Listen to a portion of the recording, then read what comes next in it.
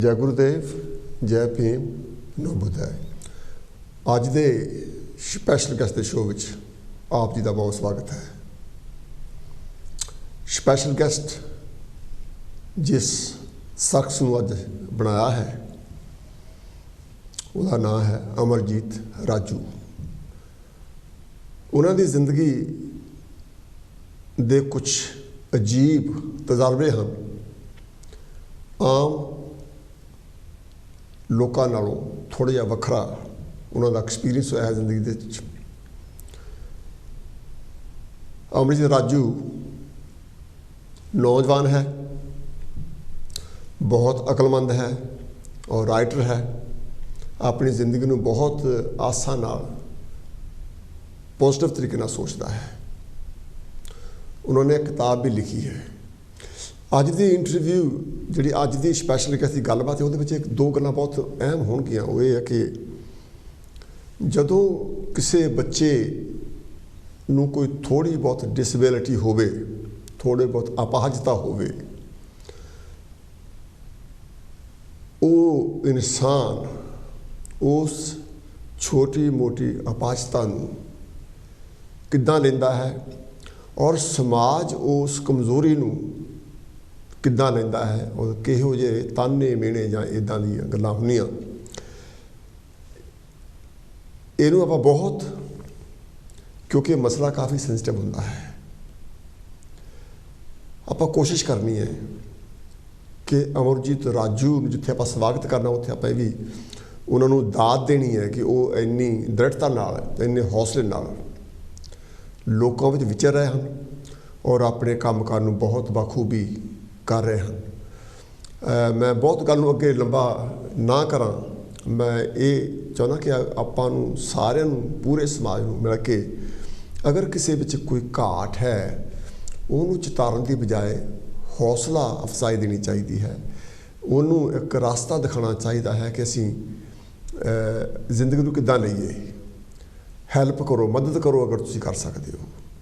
पर साडे समाज नहीं कि असीं हौसला ढाउण दीयां गल्लां बहुत करदे हैं, लेकिन हौसला बुलंद करन दा असीं जिहड़ा इनिशिएटिव नहीं लैंदे।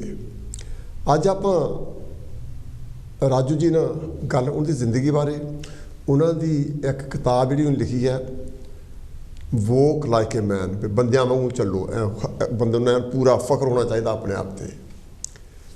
उन्हें किताब लिखी है और किताब दे विच उन्होंने बड़ा कुछ लिखा अपनी जिंदगी एक्सपीरियंसिस, आपां वो सारे शेयर करने। आओ पहले स्वागत करते हैं अमरजीत राजू। राजू जी थोड़ा बहुत बहुत स्वागत है कांशी टीवी ते। किद्दां महसूस करते हो जी? अज मैं बहुत खुश हाँ तुहाडा भी ते कांशी टीवी वालियां दा जिन्होंने मैनूं अज सद्दिया है, अज मौका दिता अपने बारे गल्लां करन, बुक बारे गल्लां करन। I am very happy to be here. अच्छा राजू जी, आप गल नूं अगे वधाउण तो पहलां ये दसो थोड़ी जी अपनी जिंदगी के बारे दसो, उहदे विच जिक्र करो तुहाडी अपनी एजुकेशन दा, पढ़ाई दा, ते थोड़ा जिहा भी दसो कि जिहड़ी तुहाडी डिसेबिलिटी है ये किद्दां और कदों हुई?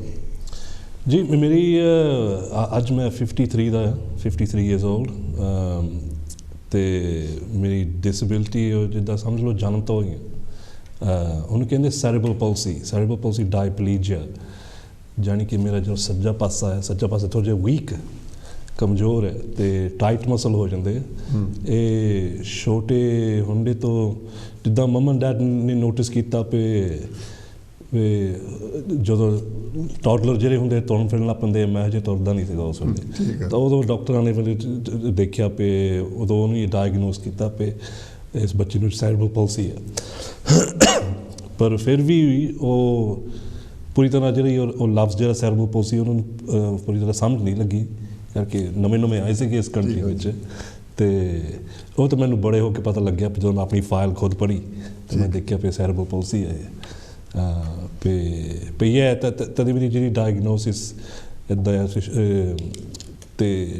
लाइफ दे विच चार बारी सर्जरी भी हो चुकी, पर वो बहुत कामयाब नहीं हुई मिलने।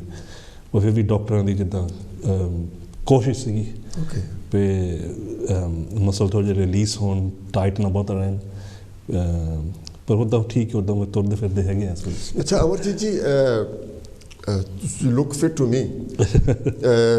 बहुत तुसी हौसले नाल अपना काम कर रहे हो। ਅੱਛਾ, ਜਦੋਂ ਤੁਹਾਨੂੰ ਇਹ ਪਤਾ ਲੱਗ ਗਿਆ ਜਾਂ ਤੁਹਾਡੇ ਮਾਂ-ਬਾਪ ਨੂੰ ਪਤਾ ਲੱਗ ਗਿਆ this is the reason for not acting as normal, ਠੀਕ ਹੈ, ਤੇ ਘਰਦਿਆਂ ਨੇ ਕਿੱਦਾਂ ਰਿਐਕਟ ਕੀਤਾ, ਕਿੱਦਾਂ ਉਹਨਾਂ ਨੇ ਮਹਿਸੂਸ ਕੀਤਾ? ਜੀ ਉਸ ਵੇਲੇ ਮੈਂ ਤਾਂ ਛੋਟਾ ਸੀ, ਮੈਨੂੰ ਬਹੁਤਾ ਚੇਤਾ ਨਹੀਂ ਹੈਗਾ ਇਸ ਗੱਲ ਦਾ, ਪਰ ਫਿਰ ਮੈਨੂੰ ਇੰਨਾ ਪਤਾ ਆ ਵੀ ਫਿਕਰਮੰਦ ਹੋਣਗੇ ਜੀ ਹੋ ਬਿਲਕੁਲ। ਤੇ ਹਰੇਕ ਮਾਂ-ਬਾਪ ਨੂੰ ਭਾਵੇਂ ਬੱਚਾ ਡਿਸੇਬਲ ਹੋ ਜਾਂ ਨਾ ਹੋਵੇ, ਫਿਰ ਵੀ ਫਿਕਰ ਹੁੰਦਾ ਨਿਆਣਿਆਂ ਦਾ, ਫਿਰ ਦੀ ਫਿਊਚਰ ਕਿੱਦਾਂ ਦੀ ਹੋਊਗੀ। ਪਰ ਜਦੋਂ ਡਿਸੇਬਲ ਹੁੰਦਾ ਉਦੋਂ ਫਿਰ ਜ਼ਿਆਦਾ ਥੋੜ੍ਹਾ ਜਿਹਾ ਭਾਰ ਪੈ ਜਾਂਦਾ। ਤੇ ਫਿਰ ਵੀ ਮੈਂ ਕਹਿ ਸਕਦਾ ਪ੍ਰਾਈਡ ਦੇ ਨਾਲ ਵੀ ਉਹਨੇ ਮੈਨੂੰ ਕਦੀ ਨਹੀਂ ਇੱਦਾਂ ਮਹਿਸੂਸ ਕਰਨ ਦਿੱਤਾ ਵੀ ਸਾਡਾ ਬੱਚਾ ਡਿਸੇਬਲ ਆ। ਤੇ ਉਹ ਜੋ ਵੀ ਮੈਂ ਕਰਨਾ ਚਾਹੁੰਦਾ ਸੀਗਾ ਮੈਨੂੰ ਜਿੱਦਾਂ ਐਬਸੋਲੂਟਲੀ, ਤੇ ਪੂਰੀ ਮੈਨੂੰ ਉਹਨੇ ਹੈਲਪ ਕੀਤੀ ਵੀ ਜੋ ਤੇਰੇ ਮਨ ਵਿੱਚ ਕਰ, ਵੀ ਤੈਨੂੰ ਸਾਰੀ ਲਾਈਫ ਦੀ ਐਕਸਪੀਰੀਅੰਸ ਹੋਣੀ ਚਾਹੀਦੀ ਹੈ। ਅੱਜ ਤੱਕ ਵੀ ਕਹਿੰਦੇ ਆ। ਬਹੁਤ ਬਹੁਤ ਵਧੀਆ। ਅੱਛਾ, ਤੁਸੀਂ ਕਿਉਂਕਿ ਇੱਕ ਗੱਲ ਕਹੀ ਜਾਂਦੀ ਆ ਕਿ ਜਿਹੜੇ ਬੱਚਿਆਂ ਦੀ ਮੈਮਰੀ ਬਹੁਤ ਬਰਾਈਟ ਹੁੰਦੀ ਹੈ, ਬਹੁਤ ਚੇਤਾ ਰਹਿੰਦਾ ਉਹਨਾਂ। ਜਦੋਂ ਤੁਸੀਂ ਸਕੂਲ ਜਾਣਾ ਸ਼ੁਰੂ ਕੀਤਾ ਜਾਂ ਜਦੋਂ ਤੁਸੀਂ ਤੁਰਨਾ ਸ਼ੁਰੂ ਕੀਤਾ, ਜਿਹੜੇ ਤੁਹਾਡੇ ਬੱਚੇ ਨਾਲ ਖੇਡਦੇ ਹੋਣਗੇ ਉਹਨਾਂ ਨੇ ਤੁਹਾਡੀ ਜਿਹੜੀ ਕਮਜ਼ੋਰੀ ਉਹਨੂੰ ਮਹਿਸੂਸ ਕੀਤਾ, ਕਿੱਦਾਂ ਤੁਸੀਂ ਫੀਲ ਕੀਤਾ? ਬੱਚਿਆਂ ਵਿੱਚ ਦੌੜ ਭੱਜਣ ਨੂੰ ਤੁਹਾਨੂੰ ਪ੍ਰੋਬਲਮ ਸੀ, ਉਹਨਾਂ ਨੂੰ ਨਹੀਂ ਸੀ। ਡਿਡ ਦੇ ਰਿਐਕਟ ਐਨੀ ਡਿਫਰੈਂਟਲੀ? ਸੱਚੀ ਗੱਲ ਇਹ ਆ ਵੀ ਮੈਂ ਮੇਨ ਸਟਰੀਮ ਸਕੂਲ ਵਿੱਚ ਜਾਂਦਾ ਸੀ, ਤੇ ਮੈਨੂੰ ਅੱਜ ਤੱਕ ਮੈਨੂੰ ਚੇਤਾ ਵੀ ਸਿਰਫ ਮੇਰੇ ਜੋ ਨਾਲ ਜੋ ਬੱਚੇ ਪੜ੍ਹਦੇ ਸੀਗੇ ਸਿਰਫ ਮੈਂ ਹੀ ਡਿਸੇਬਲ ਸੀਗਾ, ਬਾਕੀ ਸਾਰੇ ਜਿੱਦਾਂ ਨੋਰਮਲ ਮੇਨ ਸਟਰੀਮ ਸੀ। ਤੇ ਉਹਨੇ ਕਿਸ ਨੇ ਨਹੀਂ ਰਿਐਕਟ ਕੀਤਾ, ਕਿ ਕੋਈ ਨਹੀਂ ਕਹਿੰਦਾ ਸੀਗਾ ਵੀ ਤੂੰ ਇੱਦਾਂ ਹੈ ਜਾਂ ਮੈਂ ਇੱਦਾਂ ਆ। ਨਾਲੇ ਮੈਂ ਸਮਝਦਾ ਇਹ ਬਹੁਤ ਇੰਪੋਰਟੈਂਟ ਚੀਜ਼ ਆ ਵੀ ਜਦੋਂ ਡਿਸੇਬਲ ਬੱਚੇ ਨਾਨ ਡਿਸੇਬਲ ਬੱਚਿਆਂ ਨਾਲ ਮਿਕਸ ਹੁੰਦੇ ਹੈ ਨਾ, ਤਾਂ ਉਹ ਬਹੁਤਾ ਫਿਰ ਫਰਕ ਨਹੀਂ ਕਰਦੇ, ਕਰਕੇ ਉਹਨਾਂ ਲਈ ਨੋਰਮਲ ਹੁੰਦਾ ਪਿਆ ਅਸੀਂ ਸਾਰੇ ਇੱਕੋ ਹੀ ਤਰ੍ਹਾਂ ਮਿਕਸ ਕਰਦੇ ਆ। ਅਤੇ ਜਿੱਥੇ ਤੱਕ ਮੈਨੂੰ ਚੇਤਾ ਆ ਮੈਨੂੰ ਕੋਈ ਇੱਦਾਂ ਦੀ ਰਿਐਕਸ਼ਨ ਨਹੀਂ ਹੋਈ। ਰਿਐਕਸ਼ਨ ਉਸ ਵੇਲੇ ਹੋਈ ਜਦੋਂ ਥੋੜ੍ਹੇ ਜਿਹੇ ਬੜੇ ਹੋ ਗਏ, ਜਦੋਂ ਸੈਕੰਡਰੀ ਸਕੂਲ ਤੱਕ ਜਾਂਦੇ ਸੀ, ਉਦੋਂ ਮੈਨੂੰ ਮਹਿਸੂਸ ਹੋਇਆ ਵੀ ਮੈਂ ਡਿਸੇਬਲ ਆ। ਉਦੋਂ ਕਿਹੋ ਜਿਹਾ ਐਕਸਪੀਰੀਅੰਸ ਸੀਗਾ? ਉਦੋਂ ਵੀ ਇੱਥੇ ਸੀਗਾ ਵੀ ਦੇਖੋ ਜੀ, ਅੱਜ ਤੱਕ ਮੈਂ ਕਿਸੇ ਨਾਲ ਇਹ ਗੱਲ ਨਹੀਂ ਕੀਤੀ, ਇਹ ਸਿਰਫ ਬੁੱਕ ਵਿੱਚ ਲਿਖੀ ਆ, ਤੁਹਾਨੂੰ ਮੈਂ ਦੱਸ ਦਿੰਦਾ ਵੀ ਉਸ ਵੇਲੇ ਮੈਨੂੰ ਥੋੜ੍ਹਾ ਜਿਹਾ ਬੁਲੀਇੰਗ ਹੋਣ ਲੱਗ ਪਈ ਸਕੂਲੇ। ਮੇਰੇ ਤੋਂ ਸਾਲ ਛੋਟੀਆਂ 3-4 ਲੜਕੀਆਂ ਸੀਗੀਆਂ, ਉਹਨੇ ਜਿੱਦਾਂ ਮੈਂ ਹੁਣ ਜਿਹੜੇ ਤਰੀਕੇ ਨਾਲ ਮੈਂ ਤੁਰਦਾ ਉਹਦੀ ਮੈਨੂੰ ਕਾਪੀ ਕਰਨ ਲੱਗ ਪਈ, ਸੰਗਾਂ ਲਾਉਣ ਲੱਗ ਪਈ। ਅਤੇ ਉਸ ਵੇਲੇ ਮੈਂ ਪੜ੍ਹਨੇ ਨੂੰ ਬਹੁਤ ਜ਼ਿਆਦਾ ਹੁਸ਼ਿਆਰ ਸੀਗਾ, ਮੇਰੀ ਪੜ੍ਹਾਈ ਥੋੜ੍ਹੀ ਜਿਹੀ ਡਾਊਨ ਹੋ ਗਈ ਕਰਕੇ ਮੇਰੀ ਕੌਨਫੀਡੈਂਸ ਘੱਟ ਗਈ। ਅਤੇ ਮੈਂ ਟੀਚਰਾਂ ਨੂੰ ਦੱਸਿਆ, ਟੀਚਰ ਵੀ ਨਹੀਂ ਕੁਛ ਕੀਤਾ, ਕਿਉਂਕਿ ਉਹ ਟਾਈਮ ਹੋਰ ਸੀਗਾ, ਉਹ 1970s 80s ਵਿੱਚ ਟਾਈਮ ਹੋਰ ਸੀਗਾ। ਹੁਣ ਤੁਸੀਂ ਅੱਜ ਕਹੋਗੇ ਟੀਚਰ ਨੂੰ ਵੀ ਮੈਨੂੰ ਕੋਈ ਬੁਲੀ ਕਰਦਾ, ਤਾਂ ਉਹਨਾਂ ਦਾ ਸਿਸਟਮ ਬਹੁਤ ਟਾਈਟ ਆ, ਉਸ ਵੇਲੇ ਹੈ ਨਹੀਂ ਸੀ। ਅਤੇ ਫਿਰ ਮੈਂ ਜਿੱਦਾਂ ਆਪਣੇ ਆਪ ਜਿੱਦਾਂ ਸਫ਼ਰ ਕਰੀ ਗਿਆ, ਕਿਸੇ ਨੂੰ ਦੱਸਿਆ ਨਹੀਂ ਵੀ ਇੱਦਾਂ ਮੇਰੇ ਨਾਲ ਹੋ ਰਹੀਆਂ। ਅਤੇ ਉਸ ਵੇਲੇ ਮੈਨੂੰ ਪਹਿਲਾ ਵਾਰੀ ਮਹਿਸੂਸ ਹੋਇਆ ਵੀ ਮੇਰੀ ਜੋ ਡਿਸੇਬਿਲਿਟੀ ਆ ਨਾ, ਇਹ ਲਾਈਫ ਵਿੱਚ ਮੇਰੇ ਲਈ ਪ੍ਰੋਬਲਮ ਹੋਊਗੀ। ਪਹਿਲਾਂ ਅੱਛਾ ਅਮਰਜੀਤ ਜੀ, ਇਹ ਤਾਂ ਗੱਲ ਹੈ ਕਿ ਉਹਨਾਂ ਨੇ ਰਿਐਕਟ ਕੀਤਾ ਜੀ।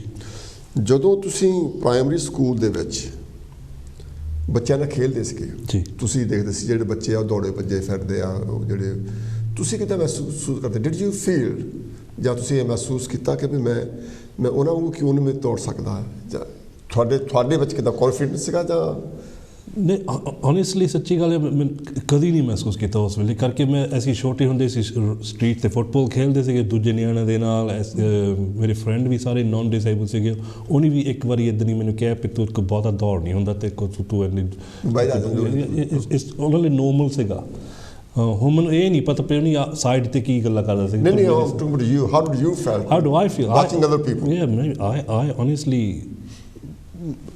I didn't feel any different. ਸੱਚੀ ਗੱਲ ਹੈ, ਥੋੜ੍ਹੇ ਲੇਟਰ ਔਨ ਹੋਇਆ ਡਿਫਰੈਂਸ। ਉਸ ਵੇਲੇ ਆਈ ਫੈਲਟ ਕੁਆਇਟ ਨੋਰਮਲ। ਅੱਛਾ, ਤੁਸੀਂ ਸਕੂਲ ਗਏ, ਤੁਸੀਂ ਉਸ ਤੋਂ ਬਾਅਦ 'ਚ ਕਾਲਜ ਗਏ ਜੀ। ਜਿਹੜਾ ਕਾਲਜ ਦਾ ਯੂਨੀਵਰਸਿਟੀ ਦਾ ਉਹ ਐਕਸਪੀਰੀਅੰਸ ਕਿੱਦਾਂ ਰਿਹਾ ਤੁਹਾਡਾ? ਯੂਨੀਵਰਸਿਟੀ ਅਸਾਂ ਗਏ ਨਹੀਂ, ਕਾਲਜ ਵਿੱਚ ਵੀ ਕਾਲਜ ਵਿੱਚ ਸੱਚੀ ਗੱਲ ਹੈ ਮੈਨੂੰ ਥੋੜ੍ਹਾ ਜਿਹਾ ਕੌਨਫੀਡੈਂਸ ਜ਼ਿਆਦਾ ਆ ਗਈ, ਤੇ ਕਰਕੇ ਟੀਨੇਜ ਉਮਰ ਦੇ ਵਿੱਚ ਤੁਹਾਨੂੰ ਪਤਾ ਹੀ ਨਿਆਣੇ ਥੋੜ੍ਹਾ ਜਿਹਾ ਉੱਦਾਂ ਹੀ ਲਾਊਡ ਐਂਡ ਪ੍ਰਾਊਡ ਹੋ ਜਾਂਦੇ ਆ। ਤਾਂ ਮੈਂ ਉਸ ਵੇਲੇ ਹੋ ਗਿਆ ਸੀਗਾ ਉੱਦਾਂ ਵੀ ਯੂਜ਼ਡ ਟੂ ਹੁੰਦਾ ਫਿਰ ਵੀ I was still quite strong fit and healthy. ਮੈਨੂੰ ਕੋਈ ਇੱਦਾਂ ਦੀ ਕੋਈ ਪ੍ਰੋਬਲਮ ਨਹੀਂ ਸੀਗੀ। ਅਤੇ ਫਿਰ ਵੀ ਜਿਹੜਾ ਰਿਐਕਸ਼ਨ ਸੀਗਾ ਜਿਹੜੇ ਮੇਰੇ ਇਨਰ ਸਰਕਲ ਸੀਗੇ, ਜਿਹੜੇ ਮੇਰੇ ਕੋਲ ਦੇ ਫਰੈਂਡ ਸੀਗੇ, ਉਹਨੇ ਨਹੀਂ ਕੁਛ ਕਿਹਾ। ਜਿਹੜੀ ਰਿਐਕਸ਼ਨ ਸੀਗਾ ਉਹ ਬਾਹਰਲੀ ਦੁਨੀਆ ਦਾ ਸੀਗਾ। ਠੀਕ ਹੈ। ਅਤੇ ਇਹ ਨੋਰਮਲ ਨਹੀਂ ਲੱਗਦਾ, ਇਹ ਠੀਕ ਨਹੀਂ ਲੱਗਦਾ ਸਾਨੂੰ। ਇਹ ਇੱਦਾਂ ਕਦੇ ਮੈਨੂੰ ਚੇਤਾ ਇੱਕ ਵਾਰੀ ਹੁਣ ਕਈ ਵਿਊਅਰ ਨੂੰ ਨਹੀਂ ਪਤਾ ਹੋਊਗਾ ਪਰ ਮੈਂ ਪਹਿਲਾਂ ਸਿੰਗਰ ਵੀ ਸੀਗਾ। ਮੈਂ ਗਾਉਂਦਾ ਹੋ ਸੀਗਾ, ਪੰਜਾਬੀ ਸਿੰਗਰ ਵੀ ਸੀਗਾ। ਅਤੇ ਉਸ ਵੇਲੇ ਮੇਰੇ ਇੱਕ ਬੰਦਾ ਕਹਿੰਦਾ ਸੀ, ਮੈਨੂੰ ਮੁੰਡਾ ਕਹਿੰਦਾ ਸੀ, ਤੂੰ ਆਪਣੀ ਸਿਹਤ ਵੱਲ ਦੇਖ, ਤੂੰ ਗਾਉਂਦਾ ਕਾਹਤੇ ਆ? ਮੈਂ ਕਿਹਾ ਮੇਰੀ ਸਿਹਤ ਦੇ ਨਾਲ ਗਾਉਣ ਦਾ ਕੀ ਕਨੈਕਸ਼ਨ ਆ? ਜੇ ਮੈਂ ਸਟੇਜ 'ਤੇ ਖੜ੍ਹ ਕੇ ਗਾਉਂਦਾ ਆ, ਇਹ ਤਾਂ ਇਹ ਨਹੀਂ ਹੈਗਾ ਵੀ ਤੂੰ ਮੇਰੀ ਡਿਸੇਬਿਲਿਟੀ ਵੱਲ ਦੇਖਦਾ, ਤੈਨੂੰ ਮੇਰੀ ਡਿਸੇਬਿਲਿਟੀ ਨਹੀਂ ਚੰਗੀ ਲੱਗਦੀ। ਤੈਨੇ ਤਾਂ ਇਹ ਗੱਲ ਕਹੀ। ਉਹ ਗੱਲ ਮੈਨੂੰ ਅੱਜ ਤੱਕ ਯਾਦ ਹੈ। ਪਰ ਉਹ ਜਿਹੜਾ ਰਿਐਕਸ਼ਨ ਉਹ ਬਾਹਰਲੀ ਦੁਨੀਆ ਦਾ ਸੀਗਾ। ਜਿਹੜਾ ਮੇਰੇ ਨਾਲ ਸੀਗੇ ਉਹ ਸਾਰੇ ਫਰੈਂਡ, ਦੇ ਵਰ ਆਲ ਸਪੋਰਟਿਵ। ਅੱਛਾ, ਜਦੋਂ ਤੁਸੀਂ ਆਪਣੀ ਜਿਹੜੀ ਪੜ੍ਹਾਈ ਆ ਉਹ ਛੱਡ ਕੇ ਤੁਸੀਂ ਆਪਣੀ ਜ਼ਿੰਦਗੀ ਨੂੰ ਪ੍ਰੋਫੈਸ਼ਨ ਤੁਸੀਂ ਅਡੋਪਟ ਕਰਨਾ ਸੀਗਾ, ਕੰਮ ਕਰਨਾ ਸੀਗਾ, ਤੁਸੀਂ ਇਹ ਕਿੱਦਾਂ ਤੁਸੀਂ ਸੋਚਿਆ ਕਿ ਮੈਂ ਕਿਹੜਾ ਕੰਮ ਕਰਾਂ ਜਿਹੜਾ ਕਿ ਮੈਂ ਬਾਕੀਆਂ ਨਾਲੋਂ ਵਧੀਆ ਜਾਂ ਬਾਕੀਆਂ ਵਰਗਾ ਕਰ ਸਕਾਂ? ਕਿੱਦਾਂ ਤੁਸੀਂ ਜੋਬ ਦੀ ਸਿਲੈਕਸ਼ਨ ਕੀਤੀ? ਮੈਂ ਹੁਣ ਦੇਖੋ ਅੱਜ ਤਾਂ ਮੈਂ 30 ਸਾਲ ਹੋ ਗਏ ਇੱਕ ਜੋਬ ਦੇ ਵਿੱਚ ਕਰਦੇ ਨੂੰ, ਮੈਂ ਸੈਟਲ ਆ। ਪਰ ਪਹਿਲਾਂ ਜਿਹੜੀ ਮੇਰੀ 4-5 ਜੋਬਾਂ ਸੀਗੀ ਮੈਂ ਨਹੀਂ ਸੈਟਲ ਸੀਗਾ। ਸੱਚੀ ਗੱਲ ਇਹ ਆ ਵੀ ਉਸ ਵੇਲੇ ਜਿਹੜੇ ਰਿਐਕਸ਼ਨ ਸੀਗਾ ਨਾਲ ਦੇ ਜਿੱਥੇ ਮੈਂ ਕੰਮ ਕਰਦਾ ਸੀਗਾ, ਹੁਣ ਜਿੱਥੋਂ ਮੈਂ ਸਿਵਲ ਸਰਵਿਸ ਵਿੱਚ ਵੀ ਕੰਮ ਕੀਤਾ। ਠੀਕ ਹੈ। ਇਲੈਕਟ੍ਰਿਸਿਟੀ ਬੋਰਡ ਉਦੋਂ ਹੁੰਦੀ ਸੀ, ਇਲੈਕਟ੍ਰਿਸਿਟੀ ਬੋਰਡ ਵਿੱਚ ਕੰਮ ਕੀਤਾ, ਕਾਰਪੈਟ ਦੀ ਸ਼ਾਪ ਵਿੱਚ ਕੰਮ ਕੀਤਾ। ਉਹ ਜਿਹੜਾ ਰਿਐਕਸ਼ਨ ਮੇਰੇ ਨਾਲ ਦੇ ਇੰਪਲੋਇਰ ਦੀ ਸੀਗੇ ਉਹ ਥੋੜ੍ਹੇ ਜਿਹੇ ਨੈਗੇਟਿਵ ਸੀ। ਓਕੇ। ਦੇ ਡਿਡਨਟ ਐਕਸਪੈਕਟ ਵੀ ਇਹ ਬੰਦੇ ਦੇ ਕੋਈ ਡਰੀਮ ਹੋ ਸਕਦੇ ਆ, ਇਹਦਾ ਕੋਈ ਕਰੀਅਰ ਹੋਰ ਚੋਇਸ ਹੋ ਸਕਦਾ। ਫਿਰ ਜਦੋਂ ਮੈਂ ਸੈਟਲ ਹੋਇਆ ਕੰਮ ਵਿੱਚ, ਉਹ ਡਿਸੇਬਿਲਿਟੀ ਚੈਰਿਟੀ ਦੇ ਵਿੱਚ ਸੀਗਾ ਕਰਕੇ ਜਿਹਦੇ ਮੇਰੇ ਨਾਲ ਕੰਮ ਕਰਦੇ ਸੀਗੇ ਉਹ ਵੀ ਡਿਸੇਬਲ ਸੀਗੇ।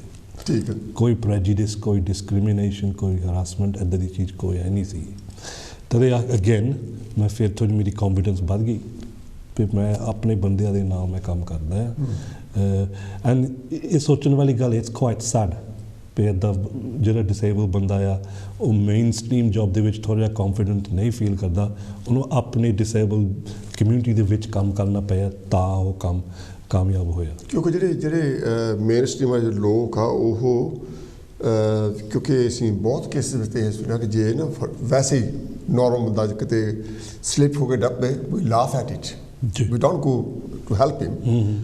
ਅਤੇ ਇੱਦਾਂ ਹੀ ਡਿਸਪਲਿਨ ਅਸੀਂ ਉਹਦੇ ਵੱਲ ਦੇਖ ਕੇ ਵੀ ਅਸੀਂ ਜੋਕ ਤਾਂ ਕ੍ਰੀਏਟ ਕਰ ਲੈਂਦੇ ਹਾਂ ਜਾਂ ਅਸੀਂ ਅਜੀਬ ਤਰ੍ਹਾਂ ਦਾ ਰਿਐਕਸ਼ਨ ਦਿੰਦੇ ਹਾਂ, ਲੇਕਿਨ ਹੈਲਪ ਕਰਨ ਨੂੰ ਅਸੀਂ ਤਿਆਰ ਨਹੀਂ ਹੁੰਦੇ, ਖਾਸ ਤੌਰ ਜਿਹੜਾ ਸਾਡਾ ਪੰਜਾਬੀ ਸਮਾਜ ਹੈਗਾ ਆ। ਅੱਛਾ, ਤੁਸੀਂ ਇਸ ਲਈ ਇੱਕ ਪ੍ਰੋਫੈਸ਼ਨਲ ਤੌਰ 'ਤੇ ਕੰਮ ਕਰ ਰਹੇ ਹੋ ਜੀ। ਇੱਕ ਤੁਸੀਂ ਬਹੁਤ ਡਿਫੀਕਲਟ ਟਾਸਕ ਲਿਆ ਲਿਖਣ ਦਾ, ਅਤੇ ਕਿਉਂਕਿ ਜਿਹੜਾ ਲਿਖਣਾ ਆਪਣੇ ਆਪ ਵਿੱਚ ਇੱਕ ਬਹੁਤ ਸੀਰੀਅਸ ਪ੍ਰੋਫੈਸ਼ਨ ਆ ਜੀ। ਲਿਖਣਾ ਹਰ ਇੱਕ ਬੰਦਾ ਲਿਖ ਨਹੀਂ ਸਕਦਾ, ਜਿੱਦਾਂ ਹਰ ਇੱਕ ਬੰਦਾ ਗਾ ਨਹੀਂ ਸਕਦਾ, ਹਰ ਇੱਕ ਬੰਦਾ ਲਿਖ ਨਹੀਂ ਸਕਦਾ। ਲਿਖਣ ਵਾਸਤੇ ਬਹੁਤ ਪੜ੍ਹਾਈ ਕਰਨੀ ਪੈਂਦੀ ਹੈ, ਤੁਹਾਨੂੰ ਬਹੁਤ ਰੈਫਰੈਂਸ ਲੱਭਣੇ ਪੈਂਦੇ ਆ, ਬਹੁਤ ਕੁਛ ਕਰਨਾ ਪੈਂਦਾ। ਔਰ ਦੂਸਰੀ ਗੱਲ ਹੈ, ਤੁਸੀਂ ਲਿਖਣ ਦੇ ਕਾਬਲ ਹੋਣੇ ਚਾਹੀਦੇ ਆ ਜੀ। ਤੁਹਾਡੀ ਲੈਂਗੁਏਜ ਇੰਨੀ ਰਿਚ ਹੋਣੀ ਚਾਹੀਦੀ ਹੈ ਤੁਸੀਂ ਲਿਖ ਸਕੋ। ਹਰ ਇੱਕ ਦੇ ਵੱਸ ਦੀ ਗੱਲ ਨਹੀਂ ਹੁੰਦੀ। ਤੁਸੀਂ ਜਿਹੜੀ ਕਿਤਾਬ ਲਿਖੀ ਆ, ਮੈਂ ਕਿਤਾਬ ਦਿਖਾ ਲੈਣੀ ਚਾਹੁੰਦਾ ਹਾਂ। ਆਹ ਕਿਤਾਬ ਅਮਰਜੀਤ ਰਾਜੂ ਜੀ ਨੇ ਲਿਖੀ ਆ ਅਤੇ ਇਹ ਬਹੁਤ ਪੜ੍ਹਨ ਦੇ ਕਾਬਲ ਆ। ਮੈਂ ਦੱਸਾਂ ਕਿੰਨੇ ਪੇਜ ਦੇ ਹੈਗੇ ਆ,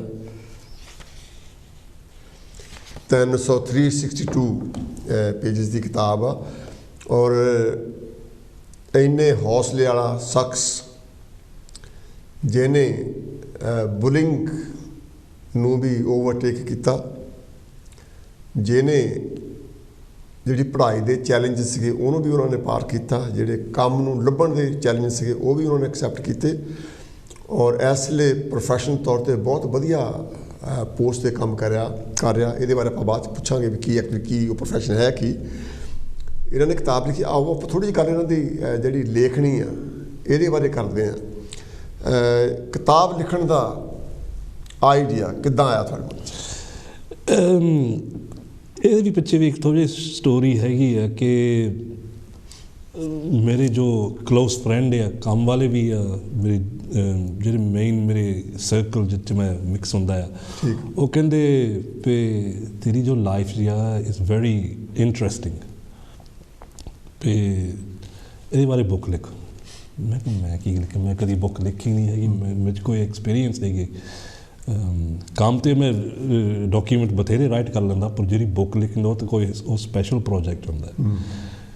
ਫਿਰ ਵੀ ਮੈਂ ਸੋਚਿਆ ਵੀ ਜੇ ਮੈਂ ਹੁਣ ਆਪਣੇ ਲਾਈਫ ਬਾਰੇ ਬੁੱਕ ਲਿਖਣੀ ਆ, ਮੈਂ ਇਹਦਾ ਆਟੋਬਾਇਓਗ੍ਰਾਫੀ ਨਹੀਂ ਲਿਖਣੀ। ਵੀ ਉਸ ਵੇਲੇ ਮੈਂ ਆਹ ਕੀਤਾ, ਫਿਰ ਨੈਕਸਟ ਡੇ ਮੈਂ ਆਹ ਕੀਤਾ। ਮੈਂ ਕਿਹਾ ਇਹ ਮੇਰੇ ਲਈ ਵੀ ਬੋਰਿੰਗ ਲੱਗੇਗੀ, ਜਿਹੜਾ ਰੀਡਰ ਹੋਲੇ ਉਹਲੇ ਵੀ ਬੋਰਿੰਗ ਲੱਗੇਗੀ। ਤਾਂ ਮੈਂ ਫਿਰ ਸਟੋਰੀ ਲਿਖੀ ਆਪਣੀ ਲਾਈਫ ਦੀ। ਓਕੇ। ਅਤੇ ਪਹਿਲੇ ਜਿਹੜੇ 4-5 ਚੈਪਟਰ ਸੀਗੇ ਉਹ ਮੈਂ ਬੜੇ ਜਿੱਦਾਂ ਕੌਨਫੀਡੈਂਸ ਦੇ ਨਾਲ ਲਿਖ ਦਿੱਤੇ। ਤਾਂ ਫਿਰ ਜਿੱਦਾਂ ਮਾਈਂਡ ਬਲੌਕ ਹੋ ਗਿਆ। ਉਸ ਤੋਂ ਬਾਅਦ ਮੇਰੇ ਜਿੱਦਾਂ ਕੰਪਿਊਟਰ ਮੇਰਾ ਚੱਲਦਾ ਹੀ ਨਹੀਂ ਸੀਗਾ, ਫਿਰ ਮੈਂ ਕੀ ਕਰਾਂ। ਤਾਂ ਫਿਰ ਲੋਕਡਾਊਨ ਸ਼ੁਰੂ ਹੋ ਗਿਆ, ਅਤੇ ਲੋਕਡਾਊਨ ਦੇ ਵਿੱਚ ਮੈਂ ਇੱਥੇ ਬਰਮਿੰਘਮ ਦੀ ਕੁੜੀ ਮੈਨੀ ਨਾਲ ਮੈਂ ਗੱਲ ਕੀਤੀ। She was a little bit more experience. ਫਿਰ ਉਹ ਕਹਿੰਦੀ ਮੈਂ ਤੇਰੀ ਹੈਲਪ ਕਰਦੀ। ਅਸੀਂ ਦੋਨਾਂ ਨੇ ਫਿਰ ਇਕੱਠੀ ਲਿਖੀ। ਅਤੇ ਲੋਕਡਾਊਨ ਦੇ ਵਿੱਚ ਅਸੀਂ ਵੀਕਲੀ ਇੰਟਰਵਿਊ ਕੀਤੇ। ਹੁਣ ਫਿਰ ਐਵਰੀ ਵੀਕ ਮੈਨੂੰ ਦੱਸੀ ਗਿਆ ਪਏ। ਫਿਰ ਮੇਰੇ ਨਾਲ ਇੱਦਾਂ ਹੋਈ, ਫਿਰ ਇੱਦਾਂ ਹੋਈ, ਫਿਰ ਉਹਦੇ ਹਿਸਾਬ ਨਾਲ ਅਸੀਂ ਸਟੋਰੀ ਬਣਾਏ। 2 ਕੈਰੈਕਟਰ ਇਕੱਠੇ ਕੀਤੇ ਸਟੋਰੀ ਦੇ ਵਿੱਚ। ਠੀਕ। ਤਾਂ ਫਿਰ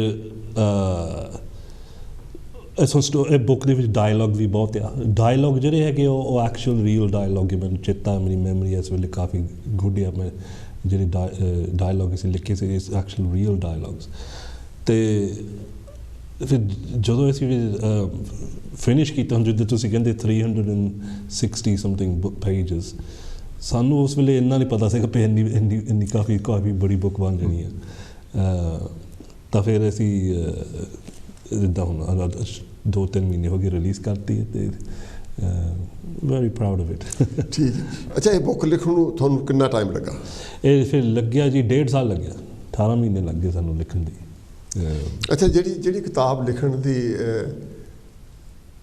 ਉਕਸਾਹਤਾ ਤੁਹਾਨੂੰ ਇਹ ਕਿੱਥੋਂ ਤਾਕਤ ਮਿਲੀ? ਕਿਉਂਕਿ ਸਟਾਰਟ ਕਰਨਾ ਬਹੁਤ ਔਖਾ, ਕਈ ਕੰਮ ਹੁੰਦੇ ਤੁਸੀਂ ਕਰ ਲੈਂਦੇ ਆ ਜੀ, ਲੇਕਿਨ ਤੁਹਾਨੂੰ ਜਿਹੜੀ ਇਨਕਰੇਜਮੈਂਟ ਮਿਲਣੀ ਵੀ ਤੂੰ ਲਿਖ,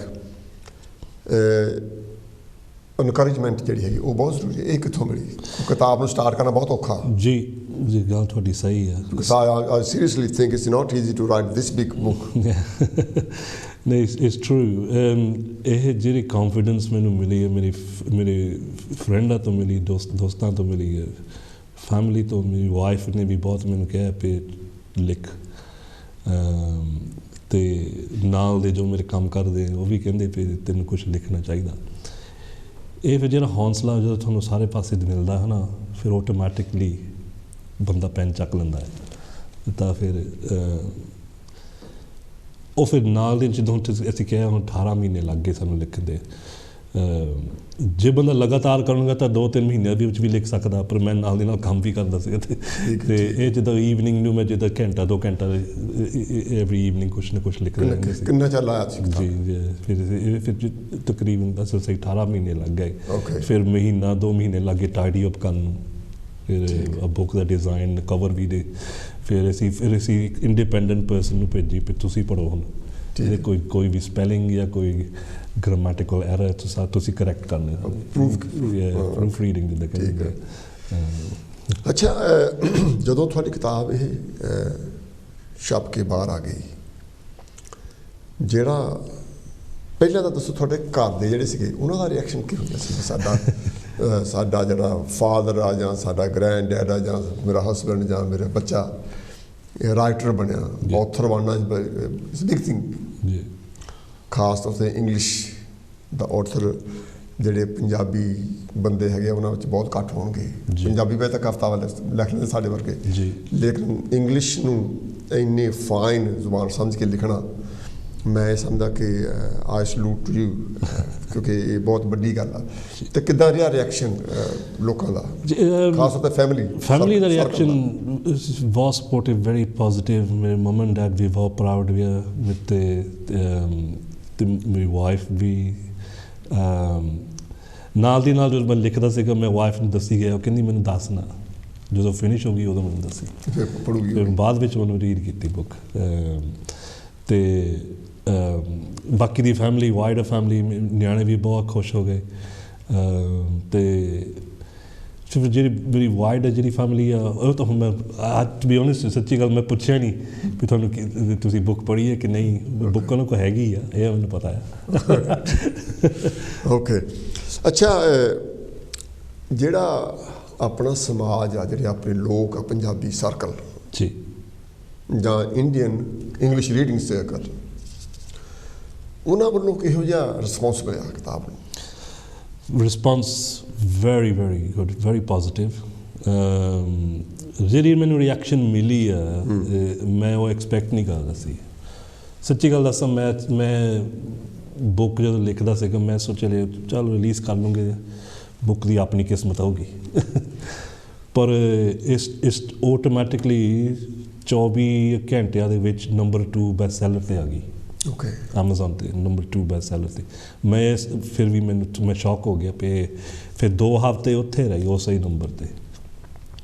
ਹੁਣ ਵੀ ਟੌਪ 20 ਵਿੱਚ ਹੀ ਆ ਮੇਰੇ ਖਿਆਲ ਹਜੇ ਵੀ। ਅਤੇ ਇਸ ਬੁੱਕ ਕਾਫੀ ਵਿਕ ਰਹੀ ਆ। ਉਹਦੇ ਜਦੋਂ ਰਿਵਿਊ ਮਿਲਦੇ ਆ ਇੰਡੀਪੈਂਡੈਂਟ ਮੈਂ ਜਿਹੜੇ ਹੁਣ ਜਿਨ੍ਹਾਂ ਨੇ ਬੁੱਕ ਖਰੀਦੀ ਆ, ਬਾਅਦ ਵਿੱਚ ਰਿਵਿਊ ਵੀ ਲਿਖ ਲੈਂਦੇ ਆ, ਉਹ ਵੀ ਬਹੁਤ ਪੋਜ਼ੀਟਿਵ ਨਿਕਲੇ। ਮੈਂ ਫਿਰ ਤਦੇ ਮੈਨੂੰ ਬਹੁਤ ਹੌਂਸਲਾ ਮਿਲਿਆ ਇਹਨਾਂ ਗੱਲ ਦਾ ਵੀ ਜੋ ਮੈਂ ਕੀਤਾ ਠੀਕ ਹੈ ਕੀਤਾ ਸੀਗਾ। ਕਰਕੇ ਬੰਦਾ ਜਦੋਂ ਲਿਖਦਾ ਆ ਥੋੜ੍ਹਾ ਜਿਹਾ ਚਲੋ ਡਾਊਟ ਪੈ ਜਾਂਦੇ ਆ ਵੀ ਮੈਂ ਇਹ ਕੀ ਕਰ ਰਿਹਾ ਮੈਂ। ਅੱਛਾ, ਹੁਣ ਤੁਸੀਂ ਜਿਹੜਾ ਤੁਹਾਡਾ ਰਿਸਪੌਂਸ ਆ ਲੋਕਾਂ ਦਾ ਬਹੁਤ ਵਧੀਆ ਦੇਖ ਕੇ, ਕੀ ਤੁਹਾਡੇ ਮਨ ਵਿੱਚ ਇਹ ਗੱਲ ਹੁੰਦੀ ਕਿ ਮੈਂ ਹੋਰ ਲਿਖਾਂ ਕੁਛ? ਆ ਰਹੀ ਹੈ, ਕਿਉਂਕਿ ਸਿਰਫ ਇਹ ਤੁਹਾਡੀ ਆਪਣੀ ਬਾਇਓਗ੍ਰਾਫੀ ਜਾਂ ਤੁਹਾਡੀ ਲਾਈਫ ਸਟੋਰੀ ਨਹੀਂ ਹੈ ਜੀ, ਕਿਉਂਕਿ ਤੁਸੀਂ ਰੈਕਗਨਾਈਜ਼ਡ ਆਥਰ ਬਣ ਗਏ ਜੀ। ਠੀਕ ਆ, ਜਦੋਂ ਤੁਸੀਂ ਇਹ ਕਿਤਾਬ ਲਿਖਦੇ ਆ ਤੁਹਾਨੂੰ ਵਧੀਆ ਰਿਸਪੌਂਸ ਆਉਂਦੀ ਆ, ਫਿਰ ਤੁਸੀਂ ਹੋਰ ਸੋਚਦੇ ਹੋ ਹੋਰ ਲਿਖਾਂ ਕੁਛ, ਇੱਦਾਂ ਦਾ ਕੁਛ ਮਾਈਂਡ 'ਚ ਹੈ, ਮਨ 'ਚ ਹੈ ਕੁਛ? ਜੀ ਹੈਗਾ, ਕਿਉਂਕਿ ਜੋ ਇਸ ਬੁੱਕ ਦੀ ਜੋ ਸਬਜੈਕਟ ਹੈ, ਜੋ ਟੌਪਿਕ ਹੈ ਇਸ ਬੁੱਕ ਦਾ, ਇਹ ਜਿੱਦਾਂ ਇੰਗਲਿਸ਼ ਵਿੱਚ ਕਹਿੰਦੇ ਟੈਬੂ ਆ, ਕੰਟਰੋਵਰਸ਼ੀਅਲ ਆ। ਇਹ ਕਾਫੀ ਲੋਕਾਂ ਨੇ ਕਿਹਾ ਵੀ ਤੇਰੇ ਕੋਲ ਸਕਿੱਲ ਹੈਗਾ ਉਹ ਜਿਹੜੇ ਸਬਜੈਕਟ ਟੈਕਲ ਕਰਨ ਦੇ।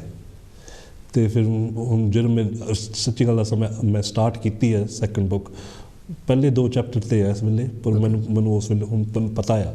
ਪਰ ਜੋ ਮੈਂ ਚਾਹੁੰਦਾ ਆ ਜੇ ਮੈਂ ਬੁੱਕ ਲਿਖਣੀ ਆ, ਆਈ ਵਾਂਟ ਟੂ ਕਵਰ ਉਹ ਸਬਜੈਕਟ ਕਵਰ ਕਰਨਾ ਚਾਹੁੰਦਾ ਜੋ ਮੇਨ ਸਟਰੀਮ ਨਹੀਂ ਹੈਗੇ। ਅੱਛਾ, ਜਿਹੜੀ ਇੱਕ ਹੋਰ ਗੱਲ ਮੇਰੇ ਮਨ 'ਚ ਆਉਂਦੀ ਆ ਕਿ ਜਿਹੜਾ ਤੁਸੀਂ ਇਹਦਾ ਨਾਂ ਲਿਖਿਆ ਜੀ, ਵੋਕ ਲਾਈਕ ਏ ਮੈਨ ਜੀ, ਜਿਹੜਾ ਨਾਂ ਆਪਣੇ ਆਪ ਇਹ ਦੱਸਦਾ ਕਿ ਜਿਹੜਾ ਪਰਸਨ ਲਿਖ ਰਿਹਾ he is very proud of himself ਜੀ, is very confident what he does. ਅਤੇ ਇਹ ਨਾਂ ਕਿੱਦਾਂ ਤੁਹਾਨੂੰ ਇਹਦੇ ਕਿਤਾਬ ਦਾ ਜਿਹੜਾ ਨਾਂ ਕੈਚੀ ਹੋਣਾ ਬਹੁਤ ਜ਼ਰੂਰੀ ਹੈ? ਜੀ ਜੀ, ਇਹਦੇ 2 ਰੀਜ਼ਨ ਆ ਵੋਕ ਲਾਈਕ ਏ ਮੈਨ। ਅਤੇ ਇਹ ਬੁੱਕ ਦੇ ਇੱਕ ਸਬਜੈਕਟ ਇਹਦੇ ਬੁੱਕ ਦੇ ਵਿੱਚ ਹੈਗਾ ਡਿਪਰੈਸ਼ਨ।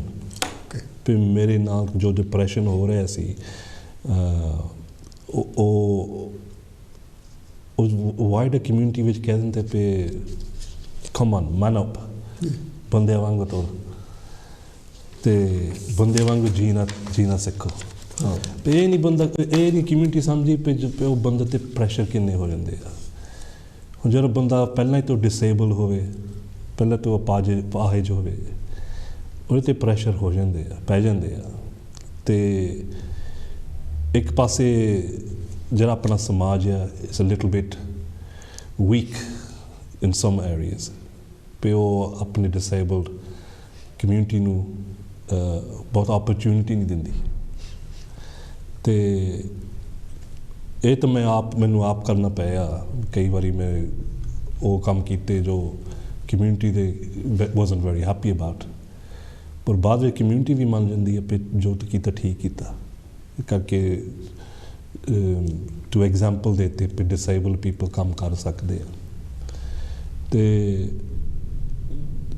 the truth is ਸੱਚੀ ਗੱਲ is it's been hard। ਪਰ ਜਿਹੜਾ ਦੂਜਾ ਰੀਜ਼ਨ ਹੈ ਇਹਦਾ, ਮੈਨੂੰ ਛੋਟੇ ਹੁੰਦੇ ਮੈਨੂੰ ਚੇਤਾ ਇੱਕ ਬਜ਼ੁਰਗ ਸੀਗਾ ਕੋਈ, ਮੈਨੂੰ ਇਹ ਨਹੀਂ ਮੈਨੂੰ ਪਤਾ ਕੌਣ ਸੀਗਾ, ਜਦੋਂ ਮੈਂ ਤੁਰਦਾ ਸੀਗਾ ਉਹਨੂੰ ਦੇਖ ਲਿਆ ਪਏ ਤਾਂ ਡਿਸੇਬਲ ਆ, ਉਹਨੂੰ ਕਿਹਾ ਵੀ ਕਾਕਾ ਬੰਦਿਆਂ ਵਾਂਗੂ ਤੁਰ। ਫਿਰ ਉਹ ਗੱਲ ਮੇਰੇ ਹਜੇ ਤੱਕ ਚੇਤੇ ਆ। ਫਿਰ ਤਦੇ ਮੈਂ ਜਦੋਂ ਅਸੀਂ ਟਾਈਟਲ ਪਹਿਲਾਂ ਅਸੀਂ ਬੁੱਕ ਲਿਖੀ, ਅੱਧ ਵਿੱਚ ਹੈ ਨਾ ਸਾਨੂੰ ਸਾਡੇ ਦੋਨਾਂ ਦੇ ਮਨ 'ਚ ਆਇਆ ਪਏ ਅਸੀਂ ਟਾਈਟਲ ਨਹੀਂ ਰੱਖੀ ਕੋਈ ਬੁੱਕ ਦੀ ਹਜੇ। ਉਹਦੇ ਵੇਲੇ ਮੈਨੂੰ ਇਹ ਗੱਲ ਵਿੱਚ ਮਨ 'ਚ ਆ ਗਈ, ਪਿੱਛੋਂ ਉਹ ਗੱਲ ਚੇਤੇ ਆ ਗਈ ਫਿਰ ਵੋਕ ਲੱਕ ਮਨ, ਉਹ ਬੰਦਾ ਮੈਨੂੰ ਕਹਿੰਦਾ ਸੀਗਾ ਵੀ ਬੰਦਿਆਂ ਵਾਂਗੂ ਤੁਰ। ਠੀਕ ਹੈ। ਅਤੇ ਤਦੇ ਮੈਂ ਇਹ ਰੀਜ਼ਨ ਲਿਖਿਆ। ਅੱਛਾ, ਅੱਜ ਤੁਸੀਂ ਇੱਕ ਕਾਮਯਾਬ ਰਾਈਟਰ ਵੀ ਹੈਗੇ ਆ ਜੀ, ਤੁਸੀਂ ਕਾਮਯਾਬ ਸਿੰਗਰ ਵੀ ਹੈਗੇ, ਅਤੇ ਤੁਸੀਂ ਕਾਮਯਾਬ ਫੈਮਿਲੀ ਮੈਨ ਵੀ ਆ, ਤੁਸੀਂ ਕਾਮਯਾਬ ਪ੍ਰੋਫੈਸ਼ਨਲ ਵੀ ਤੁਹਾਡਾ ਹੈ। ਅੱਜ ਜਦੋਂ ਕੋਈ ਤੁਹਾਨੂੰ ਮਿਲਦਾ, ਕੋਈ ਕਮੈਂਟ ਕਰਦਾ ਤੁਹਾਡੇ ਬਾਰੇ ਜਾਂ ਤੁਹਾਡੀ ਬੁੱਕ ਦੇ ਬਾਰੇ, ਤੁਹਾਨੂੰ ਕਿੱਦਾਂ ਮਹਿਸੂਸ ਹੁੰਦਾ?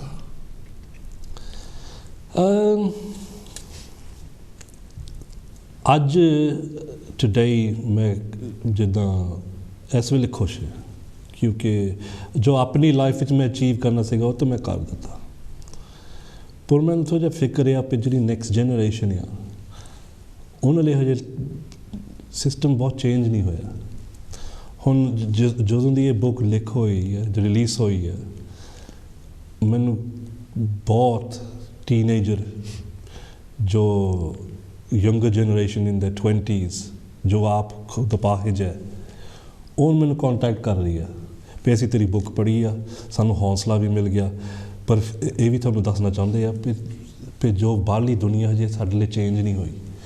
ਜੋ ਪ੍ਰੋਬਲਮ ਤੇਰੇ ਕੋਲ ਸੀਗੀ 25-30 ਸਾਲ ਪਹਿਲਾਂ, ਉਹ ਸਾਡੇ ਕੋਲ ਅੱਜ ਵੀ ਇਹੀ ਪ੍ਰੋਬਲਮ ਆਇਆ।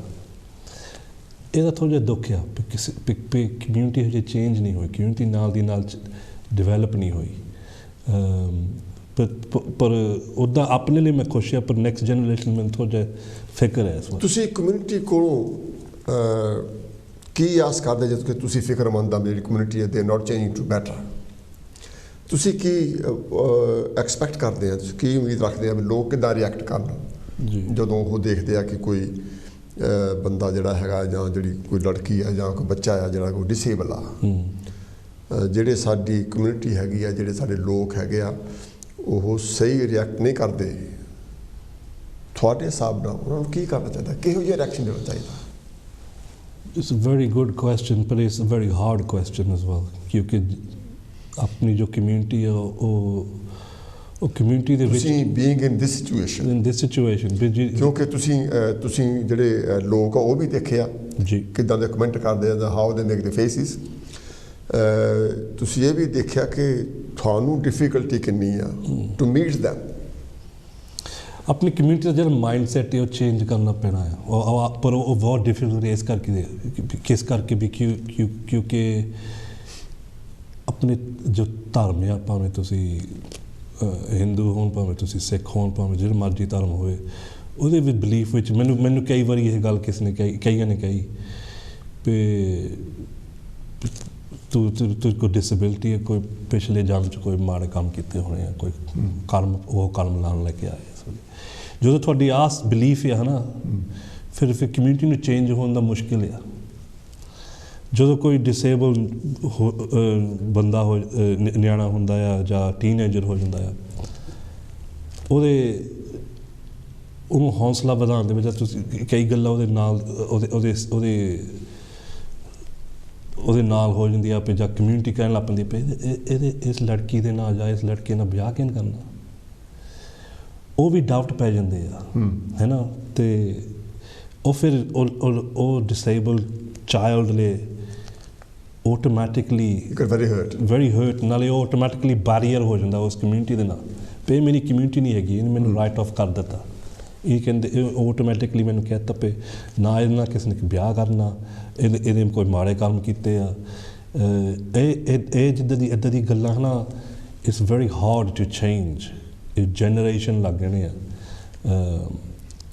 ਜਿਹੜੀ ਇਹ ਸੋਚ ਹੈਗੀ ਆ ਜੀ ਬਈ ਜੋ ਆਪਾਂ ਹੁਣ ਕਰਦੇ ਆ ਇਹ ਪਿਛਲੇ ਜਨਮ ਦਾ ਕੋਈ ਲੈਣਾ ਦੇਣਾ ਜੀ ਇਹ ਜਿਹੜਾ ਕਨਸੈਪਟ ਆ ਇਹ ਤੇ ਕਾਫੀ ਡਿਬੇਟਾਂ ਹੋਣੀਆਂ ਜੀ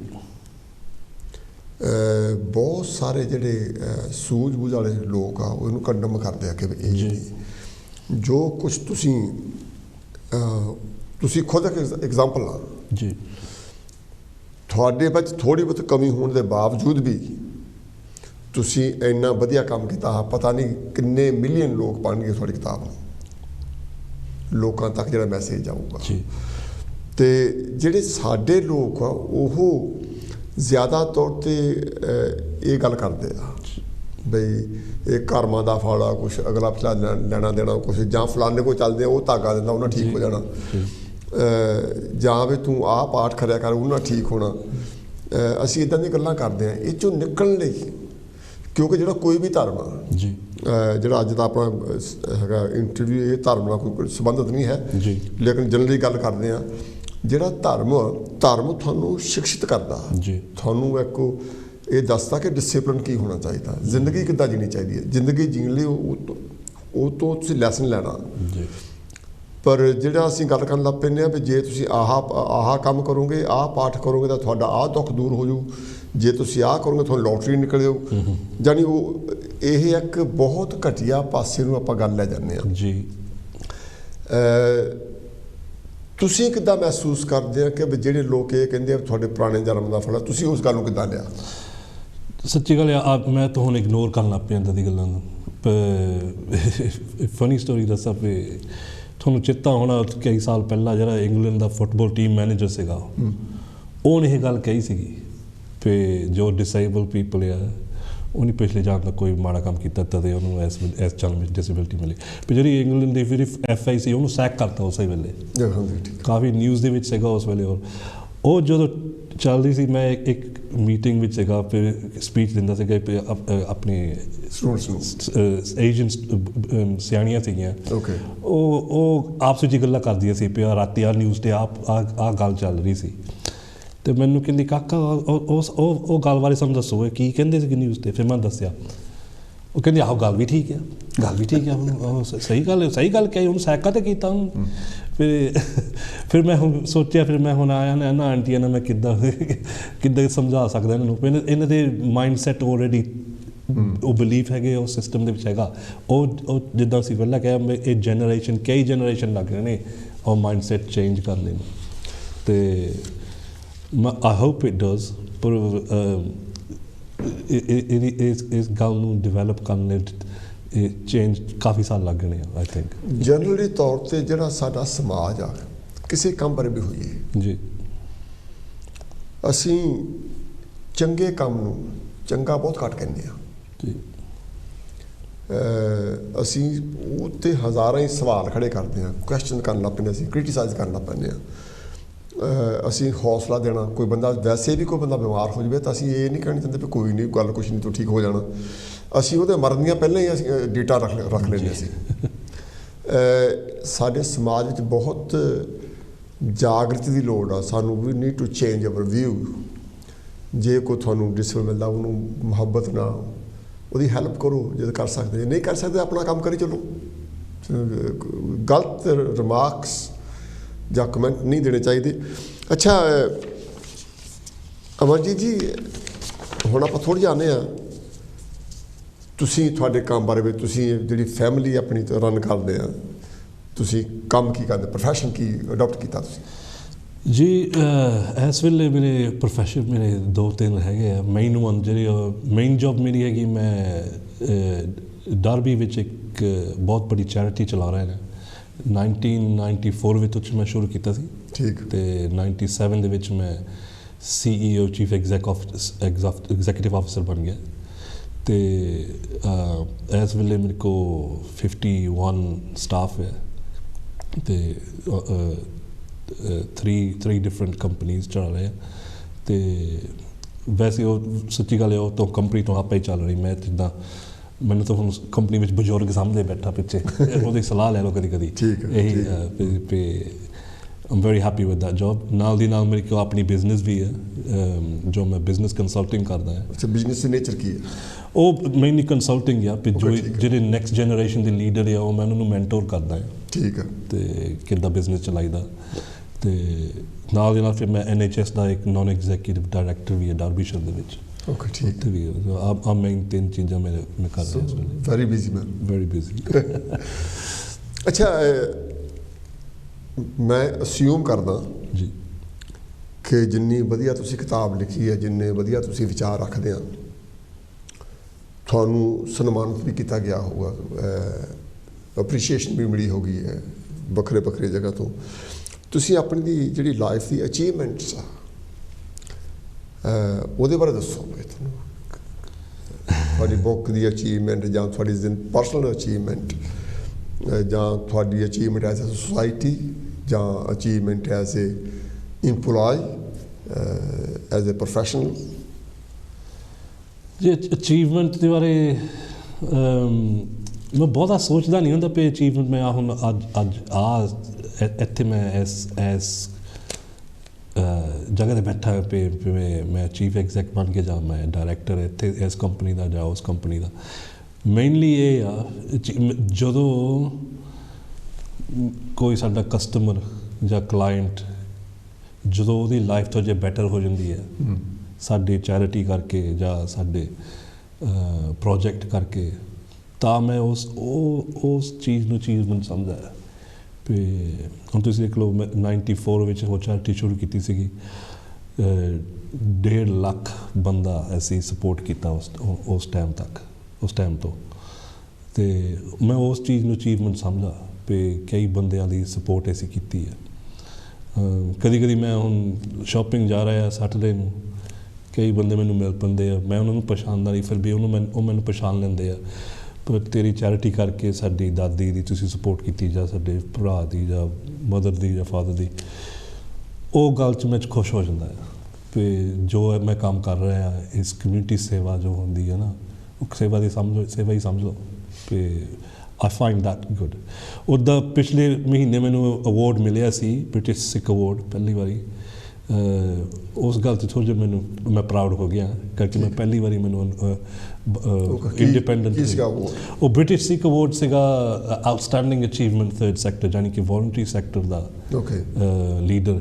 ਅਤੇ ਮੈਂ ਮਮ ਐਂਡ ਡੈਡ ਵੀ ਬਹੁਤ ਪ੍ਰਾਊਡ ਹੋਏ, ਘਰ ਦੇ ਸਾਰੇ ਖੁਸ਼ ਹੋ ਗਏ ਇਸ ਗੱਲ 'ਚ। Very nice. ਅੱਛਾ ਅਮਰਜੀਤ ਰਾਜੂ ਜੀ, ਮੈਂ ਕੋਸ਼ਿਸ਼ ਕੀਤੀ ਹੈ ਜ਼ਿੰਦਗੀ ਦੇ ਹਰ ਪਹਿਲੂ 'ਤੇ ਗੱਲ ਕਰਨ ਦੀ। ਹੋ ਸਕਦਾ ਕਿ ਮੈਂ ਹਰ ਗੱਲ ਨਾ ਤੁਹਾਡੇ ਕੋਲੋਂ ਪੁੱਛ ਸਕਿਆ ਹੋਵਾਂ। ਹੋ ਸਕਦਾ ਮੇ ਵੀ ਕੋਈ ਗੱਲ ਰਹਿ ਗਈ ਹੋਵੇ ਮੇਰੇ ਤੋਂ ਪੁੱਛਣ ਤੋਂ। ਜੇ ਤੁਸੀਂ ਗੱਲ ਕਿ ਆਪਣੀ ਜ਼ਿੰਦਗੀ ਬਾਰੇ ਹੋਰ ਕਹਿਣਾ ਚਾਹੁੰਦੇ ਆ, obviously we can carry on talking.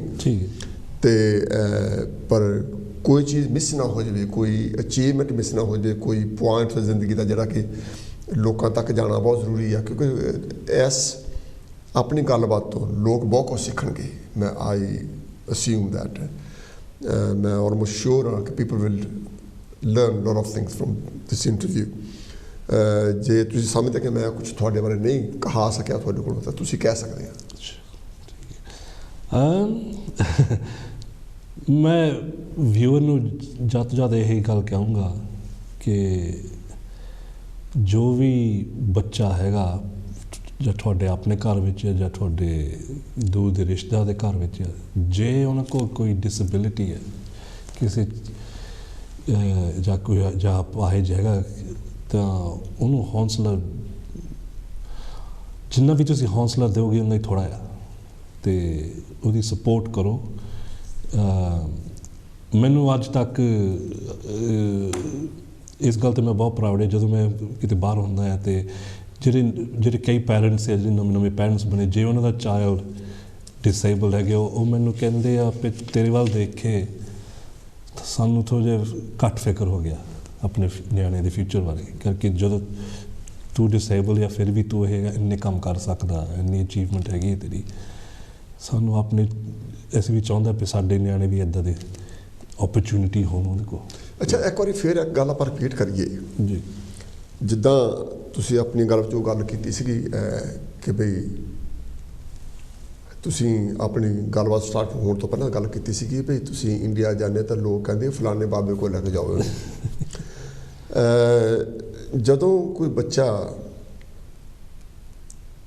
ਥੋੜ੍ਹਾ ਬਹੁਤ ਵੀ ਡਿਸੇਬਲ ਹੁੰਦਾ, ਕਈ ਵਾਰੀ ਬੱਚਿਆਂ ਦੀ ਜਿਹੜੀ ਨਿਗਾਹ ਉਹ ਡਾਇਰੈਕਟ ਨਹੀਂ ਹੁੰਦੀ, ਥੋੜ੍ਹੀ ਜਿਹੀ ਸਾਈਡ ਤੋਂ ਹੁੰਦੀ ਆ, ਨਿੱਕੀਆਂ ਨਿੱਕੀਆਂ ਪ੍ਰੋਬਲਮ ਕਈ ਵਾਰੀ ਹੁੰਦੀਆਂ, ਅਸੀਂ ਉਹਦੇ ਨਿਕਨੇਮ ਰੱਖ ਲੈਂਦੇ ਹਾਂ। ਤੁਸੀਂ ਕੀ ਕਹਿਣਾ ਚਾਹੋਗੇ ਵੀ ਕੀ ਸਾਨੂੰ ਜਿਹੜੀ ਹੈਲਥ ਪ੍ਰੋਫੈਸ਼ਨਲਸ ਹੈਗੇ ਉਹਨਾਂ 'ਤੇ ਭਰੋਸਾ ਕਰਨਾ ਚਾਹੀਦਾ, ਜਾਂ ਫਿਰ ਸਾਨੂੰ ਜੇ ਕੋਈ ਕਹਿੰਦਾ ਵੀ ਤੁਸੀਂ ਉੱਥੋਂ ਧਾਗਾ ਲੈ ਲਓ ਜਾਂ ਉੱਥੋਂ ਸੁਆਹ ਖਾ ਲਓ ਜਾਂ ਕੋਈ ਇੱਦਾਂ ਦੀ ਜਿਹੜੀ ਉੱਤੇ ਰੱਖੋਗੇ, ਕੀ ਕਹਿਣਾ ਚਾਹੋਗੇ ਤੁਸੀਂ? ਤੁਸੀਂ ਬਹੁਤ ਪ੍ਰੋਫੈਸ਼ਨਲ ਹੈ, ਤੁਸੀਂ ਬਹੁਤ ਪੜ੍ਹੇ ਲਿਖੇ ਆ, ਤੁਸੀਂ ਬਹੁਤ ਐਕਸਪੀਰੀਅੰਸ ਹੈਗਾ ਤੁਹਾਨੂੰ, ਕਿਉਂਕਿ ਜਿਹੜੇ ਲੋਕ ਜਦੋਂ ਕਹਿੰਦੇ ਆ ਤਾਂ ਬਹੁਤ ਵਾਰ ਜਿਹੜੇ ਮਾਪਿਆਂ ਨੂੰ ਹਰਟ ਹੁੰਦਾ ਕਿ ਮੈਂ ਇੰਨਾ ਇਲਾਜ ਕਰਾ ਰਿਹਾ, ਇਹ ਮੈਨੂੰ ਹੋਰ ਪਾਸੇ ਲੈ ਕੇ ਜਾ ਰਿਹਾ। ਤੁਸੀਂ ਕੀ ਮੈਸੇਜ ਦੇਣਾ ਚਾਹੋਗੇ ਵੀ ਜਿਹੜੇ ਬੰਦੇ ਇਹ ਕਹਿੰਦੇ ਕਿ ਫਲਾਣੇ ਥਾਂ ਚੱਲਦੇ ਉੱਥੋਂ ਠੀਕ ਹੋ ਜਾਣਾ? It's good question. ਮੈਂ ਇਹੀ ਗੱਲ ਕਹਾਂਗਾ ਕਿ ਜਿਹੜਾ ਡਿਸੇਬਲ ਬੱਚਾ ਆ ਉਹਨੂੰ ਦੋ ਜਣੇ ਸਿਰਫ ਉਹਦੀ ਲਾਈਫ ਬਾਰੇ ਜਾਣਦੇ ਆ, ਉਹਦੇ ਮਦਰ ਐਂਡ ਫਾਦਰ। ਠੀਕ ਹੈ। 24 ਆਵਰਸ ਅ ਡੇ ਉਹ ਨਿਆਣੇ ਦੇ ਨਾਲ ਉਹ ਟਾਈਮ ਪਾਸ ਕਰਦੇ ਆ। ਜਦੋਂ ਤੁਸੀਂ ਤੀਜੇ ਬੰਦੇ ਨੂੰ ਪੁੱਛੋਗੇ, ਭਾਵੇਂ ਡਾਕਟਰ ਆ ਭਾਵੇਂ ਕੋਈ ਬਾਬਾ ਹੈ ਕਿਤੇ ਬੈਠਾ, ਉਹਨੂੰ ਕੋਈ ਇੰਨੀ ਐਕਸਪੀਰੀਅੰਸ ਨਹੀਂ ਹੈਗੀ ਜਿੰਨੀ ਤੁਹਾਨੂੰ ਆ ਉਸ ਬੱਚੇ ਬਾਰੇ। ਜੋ ਡਿਸੀਜਨ ਤੁਸੀਂ ਲੈ ਰਹੇ ਹੋ ਉਸ ਬੱਚੇ ਬਾਰੇ, ਤੁਸੀਂ ਸੋਚ ਸਮਝ ਕੇ ਉਹ ਡਿਸੀਜਨ ਲੈਣੇ ਆ। ਠੀਕ ਹੈ, ਜੇ ਤੁਹਾਡੀ ਬਿਲੀਫ ਹੈਗੀ ਆ ਪਈ ਅਸੀਂ ਉੱਥੇ ਜਾ ਕੇ ਮੱਥਾ ਟੇਕਣਾ ਜਾਂ ਉਹ ਕਰਨਾ ਕਰ ਲਓ, ਪਰ ਉਹ ਗੱਲ 'ਤੇ ਪੂਰੀ ਤਰ੍ਹਾਂ ਆਸ ਨਾ ਰੱਖੋ। ਸਾਇੰਸ ਵੀ ਕੋਈ ਚੀਜ਼ ਹੈਗੀ ਆ, ਡਾਕਟਰ ਵੀ ਇੰਨੇ ਪੜ੍ਹੇ ਲਿਖੇ ਹੈਗੇ ਆ, ਵੀ ਦਵਾਈਆਂ ਵੀ ਅੱਜ ਨਵੀਂ ਚੱਲ ਰਹੀਆਂ। ਹੁਣ ਜੋ ਮੇਰੀ ਡਿਸੇਬਿਲਿਟੀ ਹੈ, ਉਹ ਜਿਹੜੀ ਸੈਰਬਰਲ ਪਾਲਸੀ ਦਾ, ਉਹ ਹੁਣ ਬੋਟੌਕਸ ਦੇ ਟੀਕੇ ਲਾਉਂਦੇ ਆ ਇਸ ਵੇਲੇ ਨਿਆਣਿਆਂ ਦੇ, ਉਹ ਇਲਾਜ ਹੈ ਨਹੀਂ ਸੀ ਮੇਰੇ ਜਦੋਂ ਮੈਂ ਸੀਗਾ।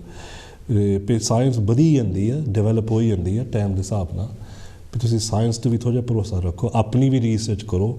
ਅੱਜ ਦੀ ਜਨਰੇਸ਼ਨ ਕੋ ਇੰਟਰਨੈਟ ਆ, ਗੂਗਲ ਆ, ਆਪ ਥੋੜ੍ਹਾ ਜਿਹਾ ਦੇਖੋ, ਆਪਣੀ ਰਿਸਰਚ ਕਰੋ। ਇਹਨਾਂ ਗੱਲਾਂ 'ਚ ਬਹੁਤਾ ਨਾ ਪਾਓ ਕਿਉਂਕਿ ਨਿਆਣੇ 'ਤੇ ਵੀ ਇਫੈਕਟ ਪੈ ਜਾਂਦਾ।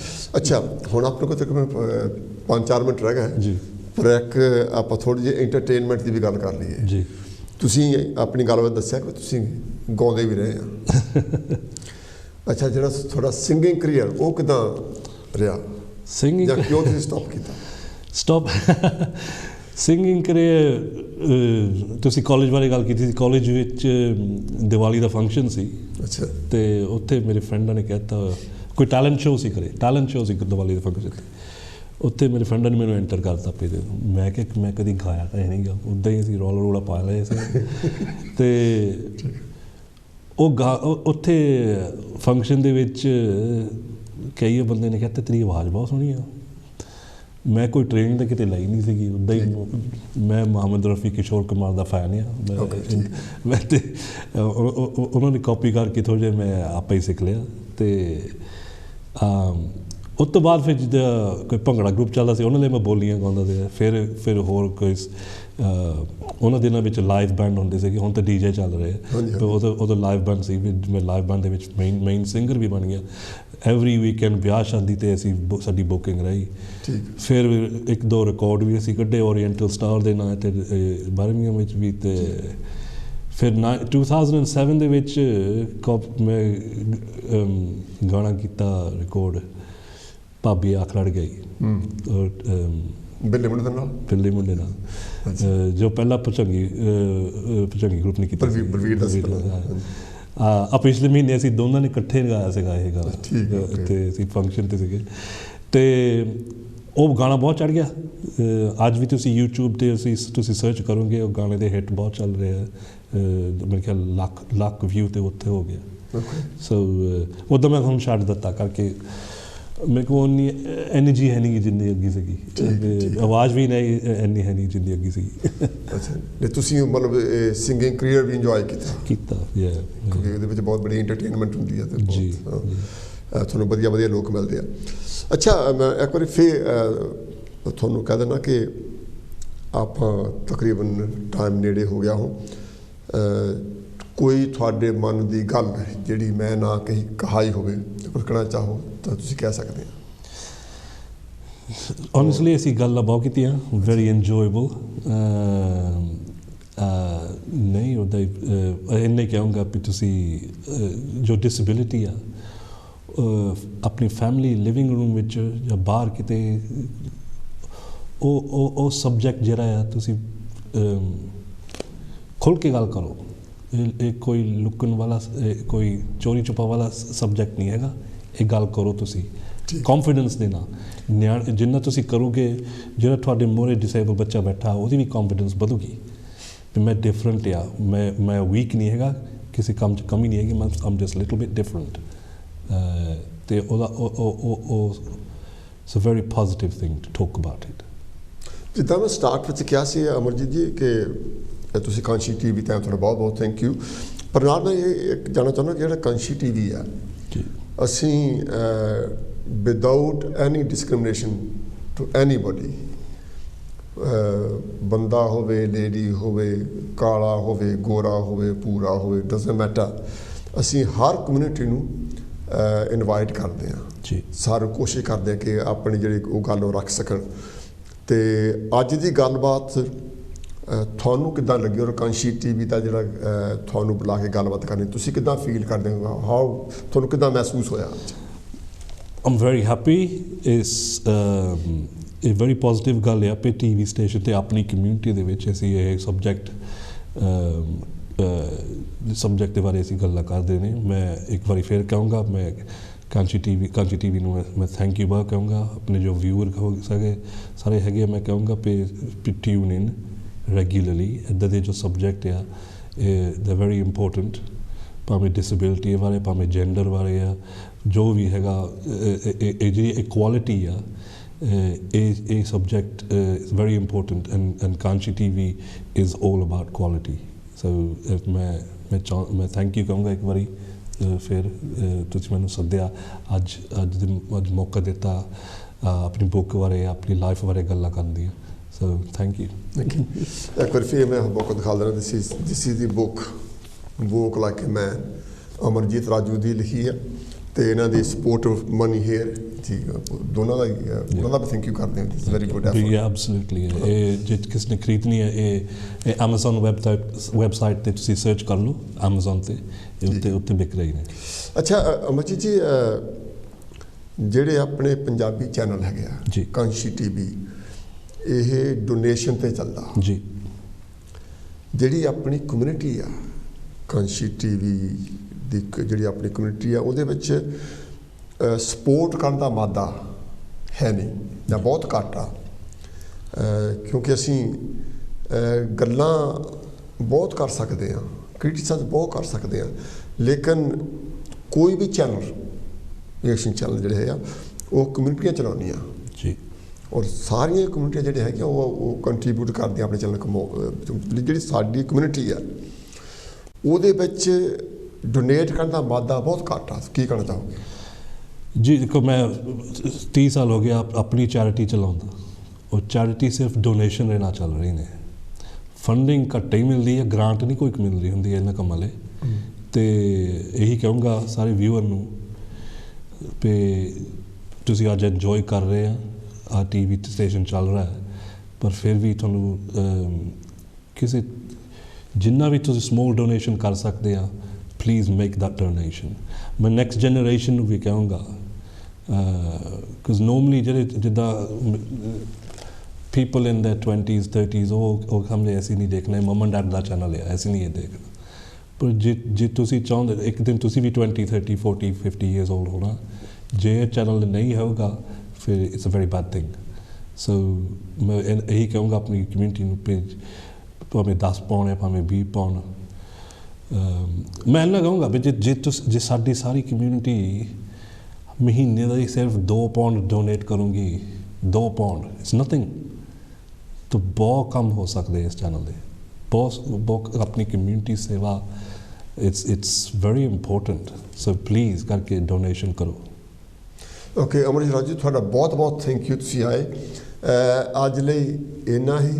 ਅਮਰਜੀਤ ਰਾਜੂ ਜੀ ਨੇ मेरे टैलीफोन ते इन्होंने कमिटमेंट की ये अज आए।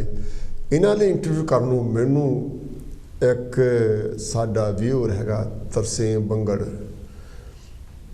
उन्होंने किताब इन्हों की पढ़ी, उन्होंने मैनू चिट्ठी लिखी, एड्रैस मेरा स्टूडियो तो लैके, तो उन्होंने फरमाइश से मैं उन्होंने इंटरव्यू की, तो मैं उन्होंने भी बहुत धन्यवादी हाँ कि उन्होंने मैनू इस काबिल समझा कि मैंने, और आई फील वैरी प्राउड। तो इन्होंने इंटरव्यू करके इन्होंने गलबात करके बहुत चंगा लगा। तो अज की जी स्पैशल इंटरव्यू मैं कह सकदा, ये थानू किदां लगी, प्लीज़ प्लीज़ जरूर फीडबैक दिओ। और कांशी टीवी थोड़े सारिਆਂ ਦੇ सहयोग ਨਾਲ ਚੱਲਦਾ, ਜਿੱਦਾਂ ਅਮਰਜੀਤ ਰਾਜੂ ਹੁਣੀ ਕਿਹਾ, ਤੇ सहयोग ਤੁਹਾਡਾ ਹਮੇਸ਼ਾ ਹੀ ਅਪਰੀਸ਼ੀਏਟਡ ਹੁੰਦਾ ਆ। ਤੁਸੀਂ सहयोग ਦਿਓ, ਅਸੀਂ ਹੋਰ ਵੀ ਵਧੀਆ ਵਧੀਆ ਪ੍ਰੋਗਰਾਮ ਤੁਹਾਡੇ ਸਾਹਮਣੇ ਪੇਸ਼ ਕਰਨ ਦੀ ਕੋਸ਼ਿਸ਼ ਕਰਦੇ ਹਾਂ। ਹਮੇਸ਼ਾ ਅਸੀਂ ਇਸ ਕੋਸ਼ਿਸ਼ ਹੁੰਦੇ ਹਾਂ ਕਿ ਵੀ ਕੁਝ ਵੱਖਰਾ ਕਰਕੇ ਦਿਖਾ ਲਈਏ ਤੁਹਾਨੂੰ, ਕੁਝ ਵੱਖਰੀ ਤਰ੍ਹਾਂ ਦੀ ਗੱਲਬਾਤ ਕਰੀਏ। ਤੇ ਅੱਜ ਦੀ ਗੱਲਬਾਤ ਵਿੱਚ ਇੰਨਾ ਹੀ। ਮੈਂ ਮਿਲੂੰਗਾ ਤੁਹਾਨੂੰ ਅਗਲੇ ਹਫਤੇ। कांशी टीवी ते हर प्रोग्राम में एक विलक्षणता होंदी है, तो तुसीं देखते रहो, सपोर्ट करते रहो।